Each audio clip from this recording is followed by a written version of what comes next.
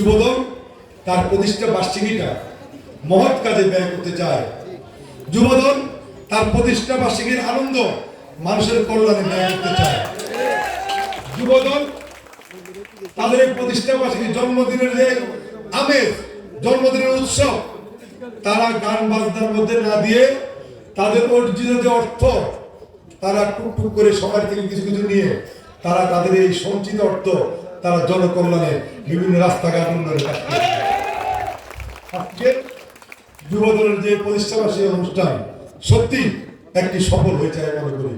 কারণ এরকম মহৎ কাজের মাধ্যমে যে আগামী দিনে আমরা সকল কাজগুলো করতে পারি, তাহলে আমাদের দলের প্রতিষ্ঠাতা আমরা এই মহৎ কাজে ব্যবহার করবো। আপনাদেরকে আমি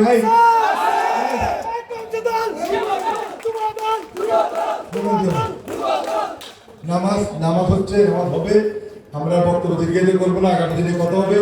সকল ঐক্যবদ্ধ একসঙ্গে কাজ করবো। নির্বাচন থেকে শুরু করে সকল উন্নয়ন কাজ একসঙ্গে কাঁধে কাঁধ মিলিয়ে আমরা করবো। পাতা ফাঁদে আমাদেরকে পা দেওয়া যাবে না। অনেক কথা বলবো, এগুলো আমাদের শোনা যাবে না। আমরা বেগম খালেদা জিয়া এবং তারেক রহমানের নেতৃত্বে আমরা ঐক্যবদ্ধ।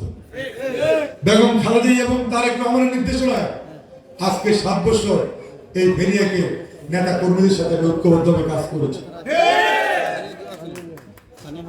সুতরাং আগামী দিনে ইনশাআল্লাহ আমি আপনাদের পাশে আছি, ইনশাআল্লাহ আপনাদের পাশে থাকবো। বেগম জিয়া এবং তারেক রহমানের নেতৃত্বে একটি মানবিক বাংলাদেশ আমরা এই দেশের মানুষকে আমরা উপহার দেব। আমি পূর্বে বলেছি, কারো কোনো ফাঁদে আমরা পা দিব না। আমরা দলের নেতা বেগম খালেদা জিয়া এবং তারেক রহমানের নেতৃত্বে আস্থাশীল, ওনার নির্দেশকে বুকে ধারণ করে আগামী দিনে এই ফুলগাজী উপজেলার সাগরনায়াতে বিএনপির পতাকা আমরা উড়াবো ইনশাআল্লাহ। আসসালামু আলাইকুম।